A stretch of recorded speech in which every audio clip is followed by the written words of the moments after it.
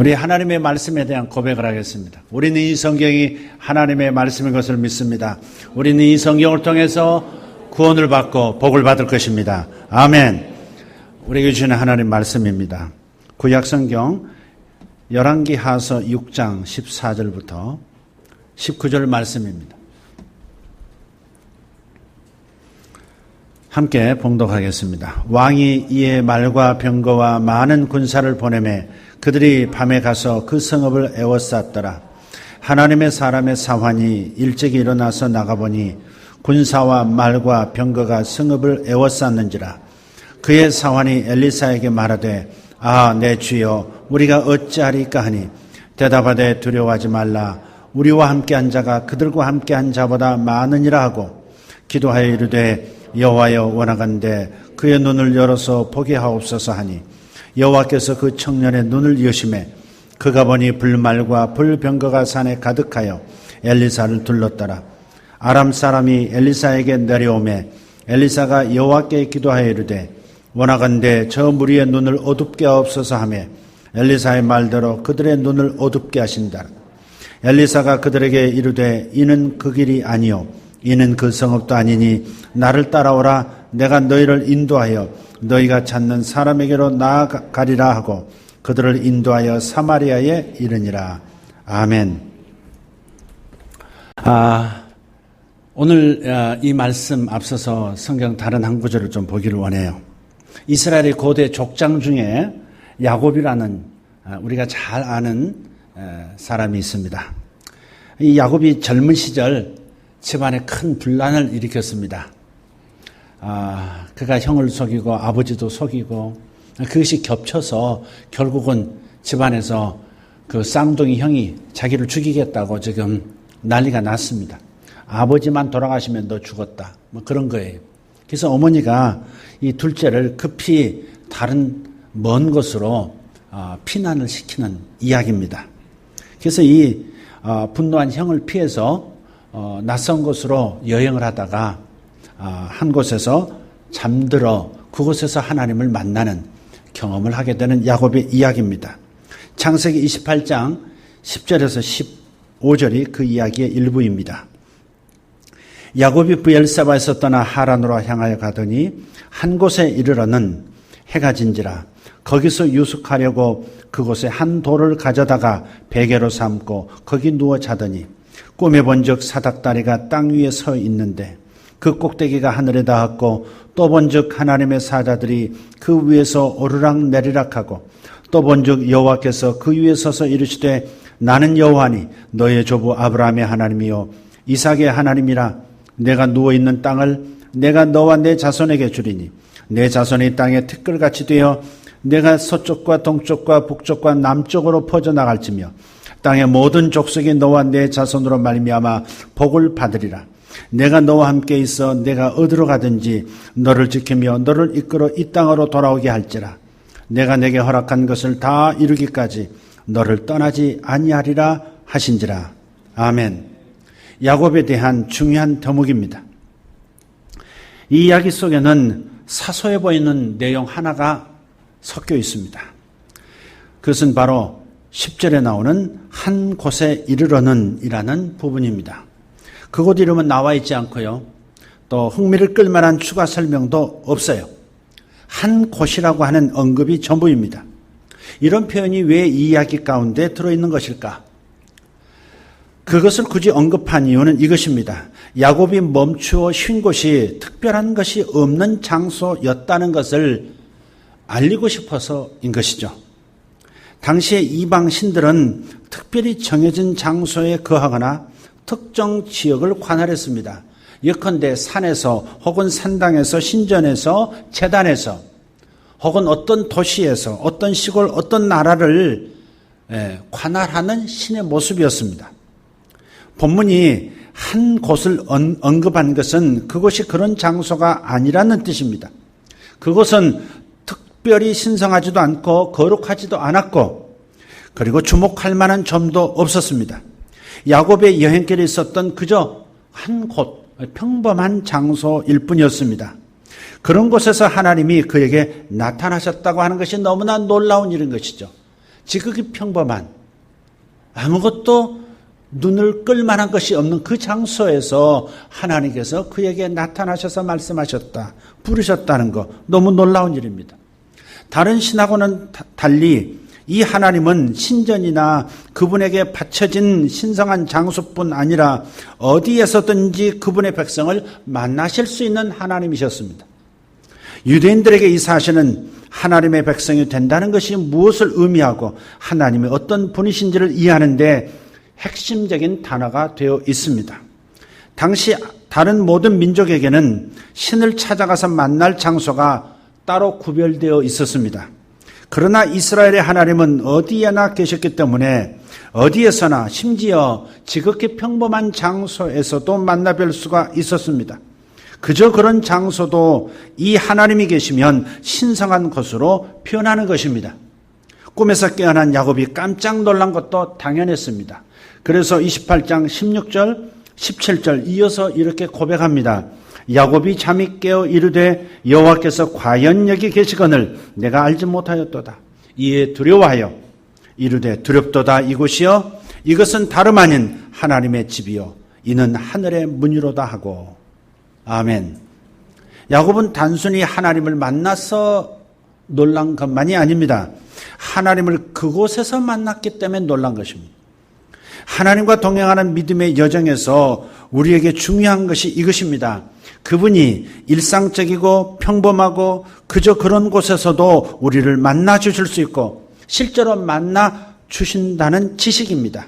이것이 신앙생활에서 매우 중요한 지식입니다. 왜 우리 신앙생활이 계속 성장하지 못한 채 정체되어 있는 것일까? 때로는 왜 무료한 신앙생활일까? 왜 우리가 지루한 신앙생활을 지금 하고 있는 걸까?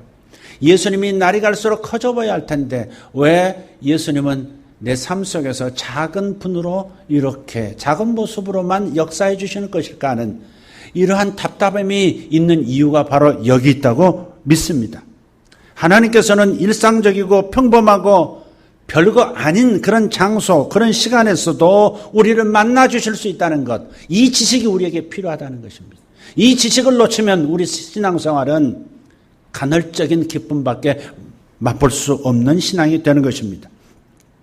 야곱은 하나님께서 늘 거기 계셨는데 자신이 그 사실을 모르고 있었다는 것을 지금 깨달은 것이죠. 그는 육체적인 잠에서 지금 깨어났지만 영적으로도 깨어난 것입니다. 잠에서만 깨어난 게 아니에요. 영이 깨어난 것이.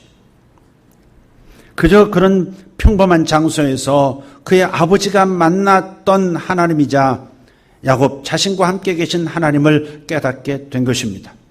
영적 성장이 무엇일까요? 영적 성장이라는 것은 쭉 거기에 함께 계시는 하나님을 깨닫는 과정, 이렇게 부를 수 있겠습니다. 늘 항상 거기 계시는 그 하나님을 내가 깨닫게 되는 것들의 연속, 그것이 신앙생활의 과정이다. 영성생활의 과정이다 하는 겁니다. C.S. 루이스라고 하는 분이 이 나니아 연대기라고 하는 책을 저술을 했죠. 그 책을 통해서 기독교 신앙을 사람들에게 자연스럽게 전하고 싶었던 그 목적을 가지고 그 책을 만들었고, 지금 이 나니아 연대기라고 하는 시리즈의 영화까지도 제작하게 됐습니다. 거기에는 4명의 남매가 나와요. 그중에 막내가 소년데 아마 루시인가 그럴 겁니다. 그러니까 루시가 루시와 오빠들이 오빠와 언니가 어떤 그 장소로 들어가요. 옷장을 들어가서 숨바꼭질을 하는데 갑자기 옷장 뒤로 열려진 공간이 있다는 것을 발견하게 됩니다. 다른 세계로 연결되는 문이었던 거죠. 그곳에 들어가면 동물들이 말을 하는 겁니다. 사자도 말을 해요. 때로는 다른 요정들도 있는 겁니다. 그곳에서 놀라운 일을 경험하는 그 마법의 땅, 나니아의 땅으로 들어가게 되는 거예요. 그 이야기입니다. 그런데 루시가 전편에서 아슬란을 만났다가 그 다음 헤어졌어요. 아슬란은 예수님을 나타내는 사자를 말합니다. 사자가 말을 하는 거예요. 이 편에 가서 루시가 아슬란을 만나고 싶어서 다시 나니아의 땅으로 들어갔는데 찾고 찾다가 드디어 만나게 됐어요. 그래서 그 사자의 앞다리에 반쯤 기대에 앉은 채 사자의 얼굴을 바라보면서 아슬란님 드디어 뵙게 됐네요. 이렇게 얘기해요. 그러면서 갑자기 눈을 크게 뜨면서 말합니다. 아슬란님 더 커지셨네요. 더 커지셨네요. 그러자 아슬란이 말합니다. 아니다. 나는 그대로란다. 네가 나이를 먹은 거야. 무슨 말씀이세요? 더 커지신 게 아닌 거예요? 커져 보이는데요? 아니야, 아이야. 네가 나이를 먹었기 때문에 내가 더 크게 보이는 것이란다. 나는 그대로지만 네가 1살 나이를 먹어서 내가 더 크게 보이는 거야. 무슨 말입니까? 저는 이 대사가 매우 좋습니다. 우리가 신앙이 성장하면 영적 나이가 1살 더 먹으면 예수님이 더 커져 보이는 것이죠. 우리가 신앙생활의 연속 나이가 먹을수록 영적 나이가 먹을수록 예수님이 더 위대하고 더 크게 더 아름답게 능력 있게 나타나셔야 하는데 우리가 신앙생활이 해가 갈수록 오히려 예수님은 멀게 느껴지고 신앙생활의 기쁨과 열정이 작아지고 있다면 이것은 정상이 아니라는 것이죠. 여러분 이 고백을 할 수 있길 바라요. 내가 나이가 먹을수록 주님이 더 커져 보인다. 할렐루야.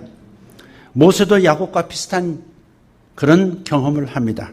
모세는 미디안이라는 곳에서 장인의 양떼를 치는 목동으로 있었습니다. 미디안은 흙먼지, 바위, 약간의 관목 덤불만이 있는 곳입니다. 아마 모세는 비교적 예측하기 쉬운 길로 다니면서 양떼를 먹였을 겁니다. 그러던 어느 날 하나님의 천사가 떨기나무 가운데서 일렁이는 불꽃으로 나타났습니다. 자, 출애굽기 3장 2절에서 6절입니다. 그가 보니 떨기나무에 불이 붙었으나 그 떨기나무가 사라지지 아니하는지라. 이에 모세가 이르되 내가 돌이켜 가서 이 큰 광경을 보리라. 떨기나무가 어찌하여 타지 아니하는고. 그때 여호와께서 그가 보려고 돌이켜 오는 것을 보신지라. 하나님이 떨기나무 가운데서 그를 불러 이르시되 모세야 모세야 하시매 그가 이르되 내가 여기 있나이다. 하나님이 이르시되 이리로 가까이 오지 말라. 내가 선 곳은 거룩한 땅이니 내 발에서 신을 벗으라. 또 이르시되 나는 내 조상의 하나님이니 아브라함의 하나님 이삭의 하나님 야곱의 하나님이니라. 모세가 하나님 배웁기를 두려워하여 얼굴을 가리매. 아멘. 아마도 모세는 40년 동안 그 떨기나무 앞을 수없이 지나쳤을 것입니다. 그런데 어느 날 갑자기 하나님이 그에게 음성을 들려주시고 그가 지금 딛고 서 있는 그 땅이 거룩한 땅이라고 말씀하시면서 거룩한 땅이니 신발을 벗어라. 신발을 신은 채로 그 땅을 밟지 말아라. 이렇게 말씀하셨습니다. 아마 모세는 언제부터 그곳이 거룩한 땅이 되었는지 의아해했을 겁니다. 40년 동안 그 땅을 지나다녔지 않습니까? 그 땅은 언제나 거룩했는데 왜 내가 그 사실을 몰랐을까? 그런 생각으로 가득 찼을 거예요. 이스라엘 하나님은 평범하고 흔한 떨기나무를 통해서 모세에게 나타나셨습니다. 이게 떨긴 나무 하니까 무슨 큰 나무로 아는데 아니에요. 그냥 덩쿨나무 같은 그런 일종의 광야의 잡초 수준으로 생각하면 되겠습니다. 이 점을 놓치지 마십시오. 모세가 평범하고 일상적인 장소로 여겼던 곳에서 하나님께서 말씀하시고 그를 부르셨습니다. 하나님은 모세에게 말씀하실 때 무엇이든 쓰실 수 있었죠. 그런데 지극히 평범한 그 떨리기 잡초를 선택해서 그 일을 하신 것입니다.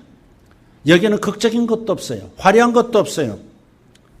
앞서 야곱의 이야기가 언급했던 그저 그런 한 곳에 불과했습니다.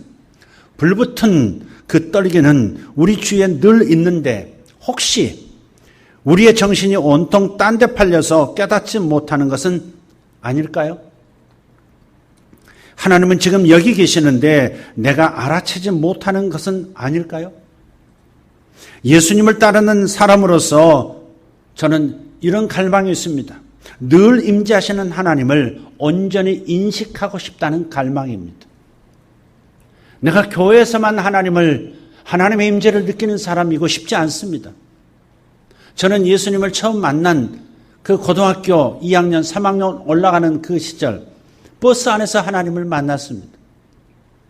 어릴 적부터 교회를 다닌 적이 있습니다. 그러나 믿어지지 않아서 교회를 떠났죠.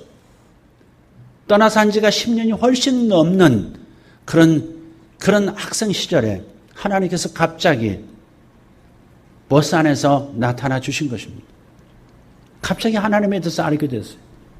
갑자기 내가 오랫동안 알았던 것처럼 하나님에 대한 인식이 생겼어요. 아, 하나님 살아계시는구나. 아, 하나님 살아계시는구나. 그분이 나를 위해서 죽어주셨구나. 이 사실이 갑자기 자각이 되는 겁니다.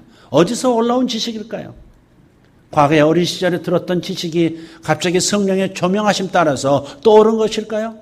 뭐라 설명할 수 없지만 눈물이 흐르기 시작했고 하나님을 떠나 살았던, 하나님을 모르고 살았던 제 자신의 지난 계절들이 너무 아쉬웠어요. 그리고 저를 만나주신 하나님이 너무나 감사했어요.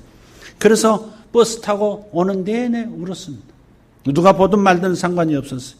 저는 하나님의 임재하시는 그 하나님을 깨닫게 된 것이죠. 성경을 보면 다윗은 언제 어디에나 임하시는 하나님을 자기 삶의 경험을 통해서 고백하고 있어요. 시편 139편 7절부터 12절입니다. 내가 주의 영을 떠나 어디로 가며 주의 앞에서 어디로 피하리까? 내가 하늘에 올라갈지라도 거기 계시며 수월에 내 자리를 펼지라도 거기 계시니이다. 내가 새벽 날개를 치며 바다 끝에 가서 거주할지라도 거기서도 주의 손이 나를 인도하시며 주의 오른손이 나를 붙드시리이다.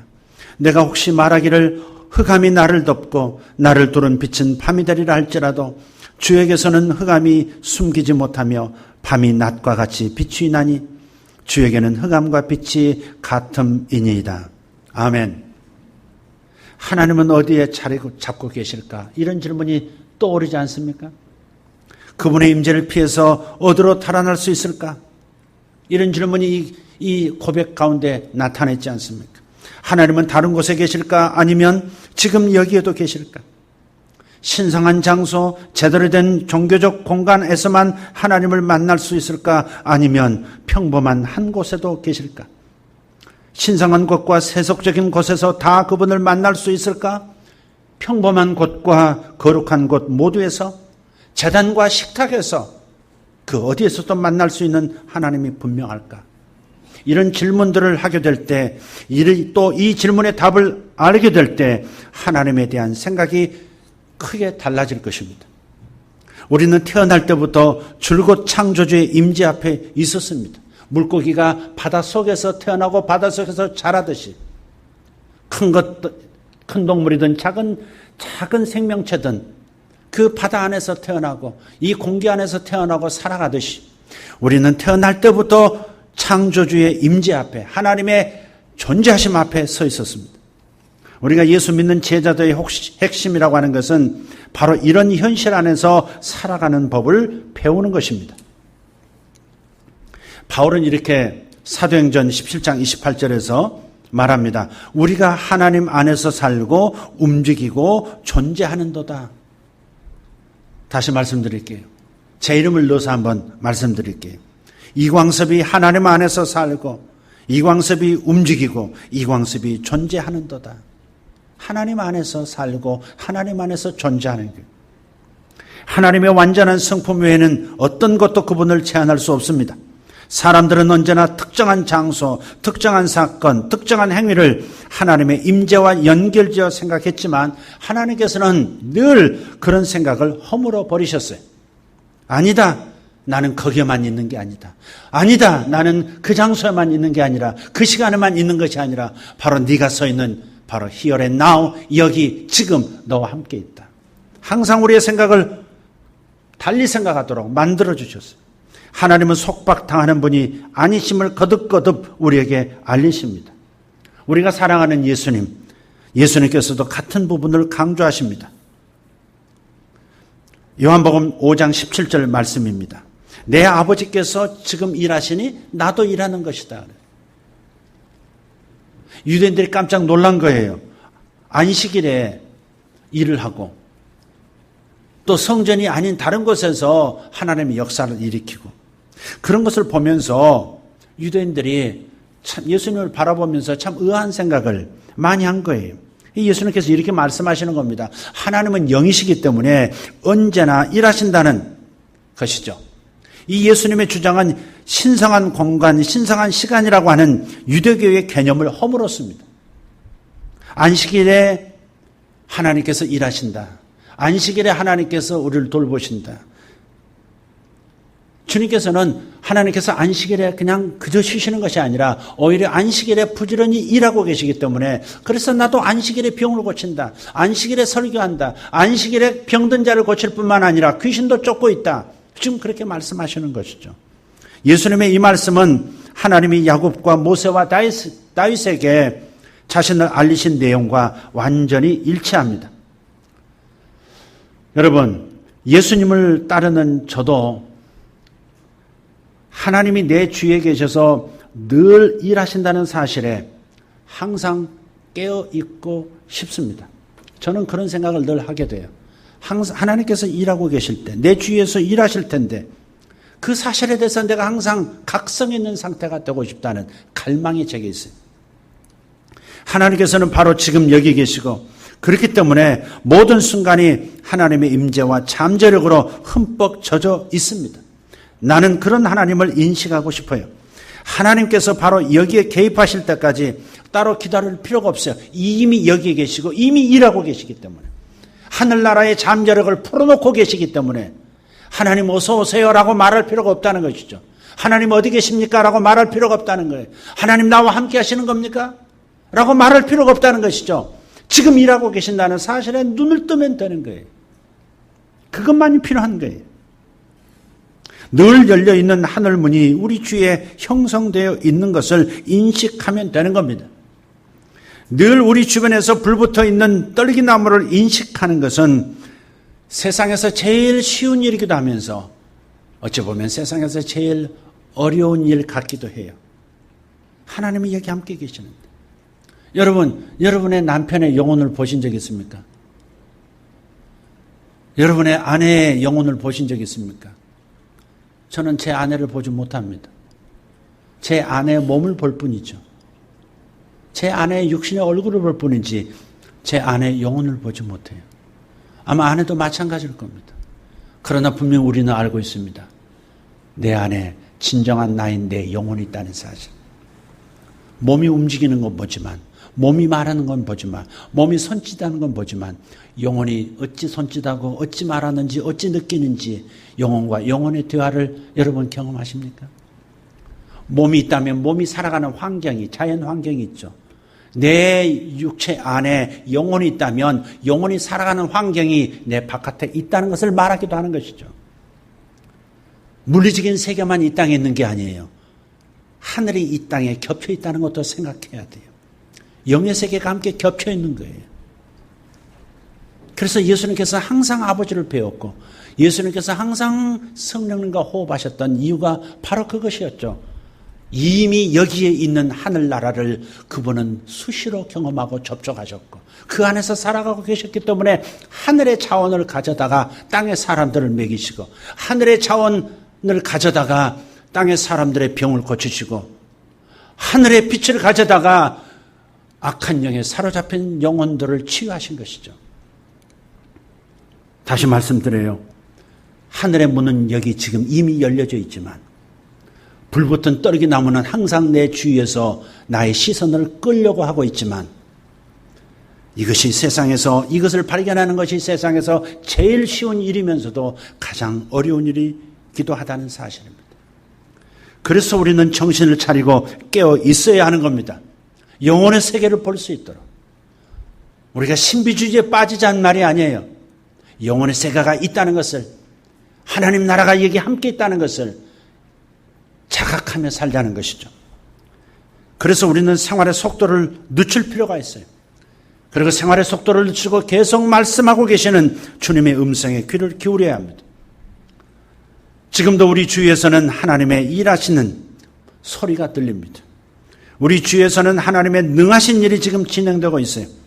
평범한 일상 속에서 거룩하고 영적인 일이 일어나고 있습니다. 하나님께서는 모든 사람, 모든 관계, 모든 상호작용, 모든 순간 모든 장소에서 늘 일하시는 것을 믿습니다. 히브리서 기자의 말을 한번 들어보십시오. 히브리서 13장 2절의 말씀입니다. 나그네 대접하기를 소홀히 하지 마십시오. 어떤 사람들은 나그네를 대접하다가 자기도 모르게 천사들을 대접했답니다. 그런 내용입니다. 내가 늘 보는, 항상 보는 그 눈만 뜨면 보이는 한국 사람 중에 한 사람이었는데 그 사람들 중에 한 사람이 우리 집을 방문했을 때 내가 그 사람을 기꺼이 마음을 열고 대접을 했었는데 한 끼 밥을 먹고 나간 다음에 하나님께서 알려주시는 거 보니 자기도 모르게 천사를 대접했다는 사실을 나중에야 알게 되는 경우도 있다는 겁니다. 그 도시 안에서 하나님의 사람들을 돕기 위해서 활동하던 천사를 대접해서 보내는 이 놀라운 일이 일상 속에서 일어날 수 있다는 거예요. 그러니 정신 차리고 눈을 뜨고 주변에서 일하시는 하나님의 세계를 보라는 것입니다. 단지 보여지는 세계만이 아니라 보이지 않는 세계를 보는 것입니다. 믿음의 반대는 의심이 아닙니다. 믿음의 반대는 보이지 않는 것을 보는 것처럼 살아가는 것입니다. 반대로 말했군요. 믿음이 뭐냐? 믿음은 보이지 않는 것을 보는 것처럼 살아가는 거예요. 그래서 믿음의 반대는 보이지 않는 것을 못 보는 것이 바로 믿음의 반대예요.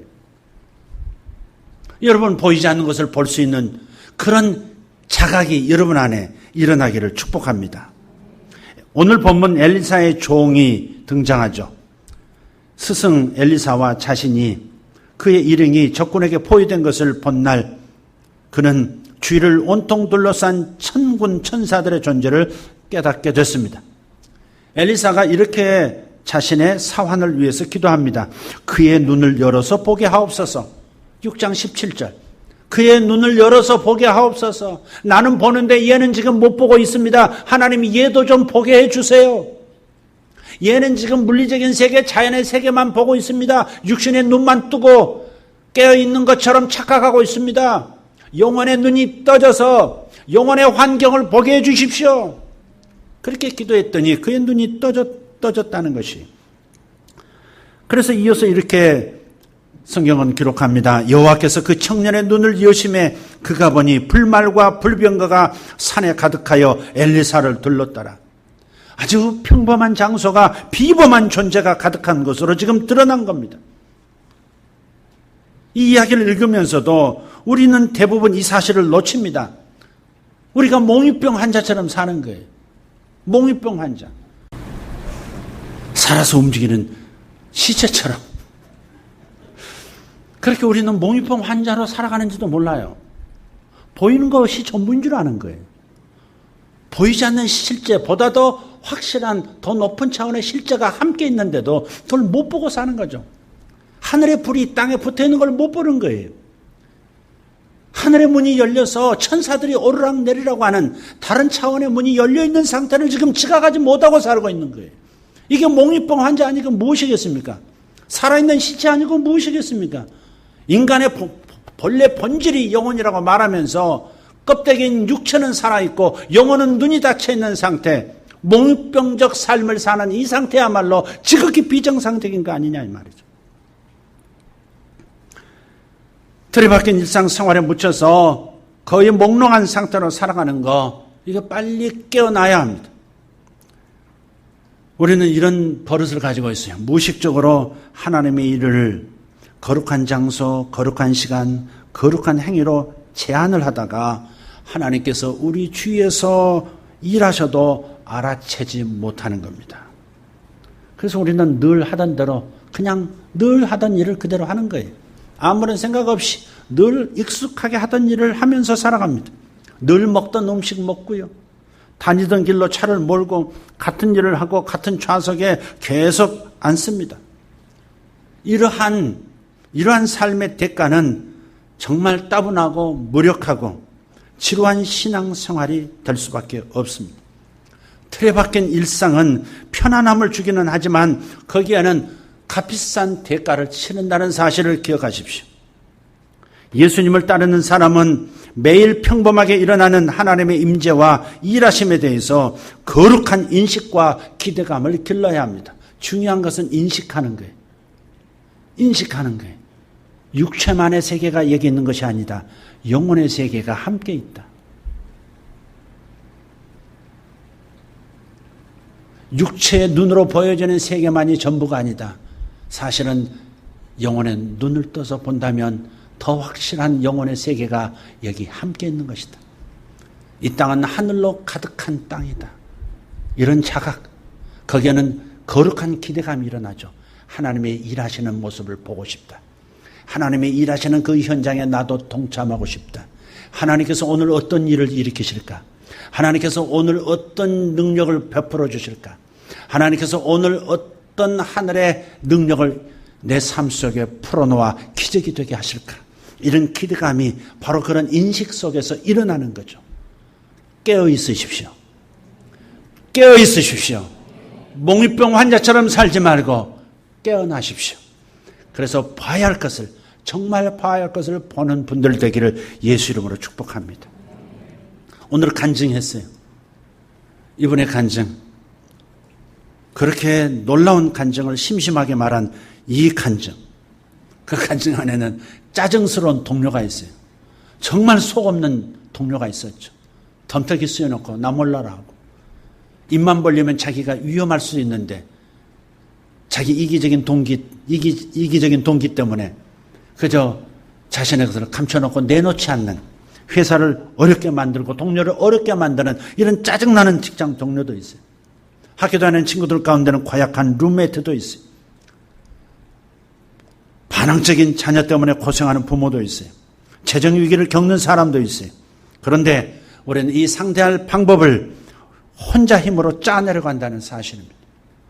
혼자서 그 모두를 상대할 수 있다고 착각하면서 덤벼들고 있는 거예요.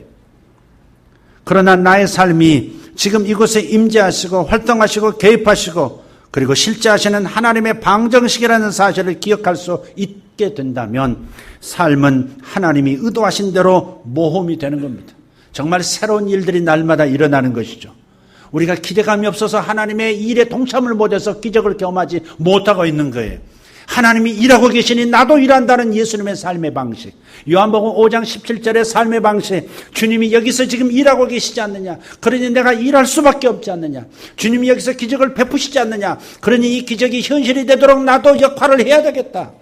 바로 그런 삶의 방식인 것이죠. 그래서 그리스도인은 기본적으로 기대감을 가지고 눈을 떠야 하는 겁니다. 좋은 방법이 하나 있다고 알려드렸죠. 하고 계시는지 모르겠어요. 하시는 분들이 계신 걸 제가 알고 있습니다.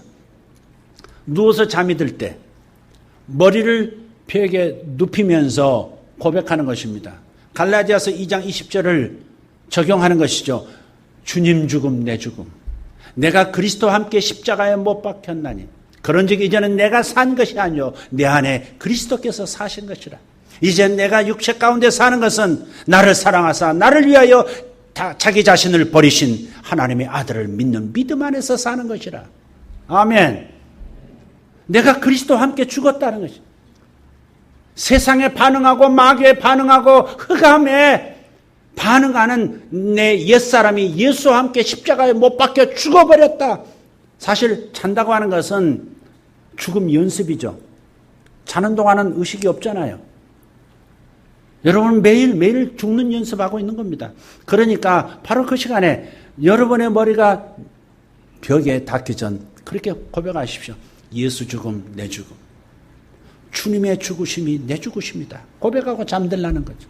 그리고 의식이 돌아와 눈이 떠질 때 그때 고백하십시오. 맨 처음 고백하십시오. 예수 부활 내 부활. 예수 승천 내 승천. 예수 통치 내 통치. 예수 성령 내 성령. 예수 교회 내 교회. 그렇게 하루를 출발하는 거예요. 그럴 때 하나님께서 그렇게 자각하여 인식하면서 보이지 않는 세계를 보는 것처럼 의식하면서 살아가려고 할 때에 주님께서 일하시는 모습을 보여주실 것이고 주님께서 어디서 일하시는지를 보여주심과 동시에 그 일에 참여하도록 만들어주실 것이고 마침내 내 삶이 기적의 연속이 되도록 이끌어 가시는 것이죠. 이런 삶을 살고 싶지 않으십니까? 아멘. 그래서 우리는 뭔가를 행하기보다 앞서서 중요한 사실을 기억하는 데 집중해야 합니다. 내가 혼자서 뭔가 일을 해야 된다. 오늘 무슨 일을 해야 하므로 바쁘다. 이렇게 출발할 것이 아니라 행동이 먼저 갈 것이 아니라 기억하는 것을 먼저 생각해내야 합니다. 내가 무슨 기억을 지금 되살려내야 할 것인가 집중해야 돼요. 아, 하나님이 일하고 계시지. 하늘이 여기 가득한 것이지. 내가 눈을 떴으니 내 영혼에도 눈을 떠서 하나님의 일하심을 볼 수 있도록 의식하면서 살아가자. 그러면 주님께서 이 기대감에 무색하지 않도록 역사하시는 것을 보여주실 것이다. 그리고 기적에 동참하게 하실 것이다. 여러분이 믿음으로 살아갈 수 있기를 예수 이름으로 축복합니다. 사실 이것이 훨씬 힘들죠. 그냥 내가 일을 해버리는 것과 하나님이 일하고 계신다. 나는 따라만 가면 된다. 은혜 안에서 나는 살아갈 것이다. 이게 어쩌면 훨씬 힘들 수 있어요. 왜? 보이는 것을 의존하면서 사는 습관에 젖어 있기 때문에.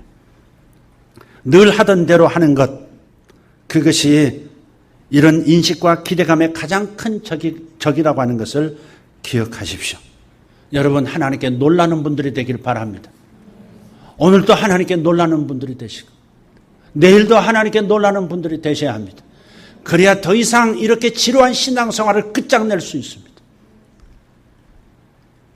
루스처럼 자신이 나이가 하나 더 먹은 탓에 그 위대한 사자 아슬란이 더 크게 보였던 것처럼 우리의 눈이 위대하신 예수님이, 더 크신 예수님이 내 삶 속에 더 크게 역사하신다는 사실을 깨달을 수 있는 바로 그러한 자각으로 들어갈 수 있기를 예수 이름으로 축복합니다. 이것을 놓쳐서는 안 됩니다. 기도하십시다. 하나님 감사합니다. 하나님 감사합니다. 한 곳, 일상의 지극히 평범한 곳, 일상의 지극히 평범한 시간 속에도 하나님의 위대한 손이 역사하고 계시고 하나님의 임재가 있고 하늘이 활짝 열려 있는 것을 우리가 하나님 인식하고 걸어가게 해 주시옵소서. 그리고 마침내 보게 해 주시옵소서. 그리고 보는 것들이 계속 이어지게 도와주시옵소서. 엘리사의 축복을 통해서 눈이 활짝 열려도 불말과 불병거가 자신을 둘러싸고 있는 영적 환경이 이 땅에 겹쳐 있다는 사실을 깨닫고 두려움에서 평안으로 변화되었듯이 하는 그러한 역사가 우리 성도들의 삶 속에 풍성하게 매일 일어나게 하여 주시옵소서. 아버지 하나님, 몽우병 환자처럼 살지 않게 주여 육체의 잠에서만 깨어나지 말게 하시고 영혼의 눈도 함께 떠지게 하여 주시옵소서. 예수님의 이름으로 기도하옵나이다. 아멘.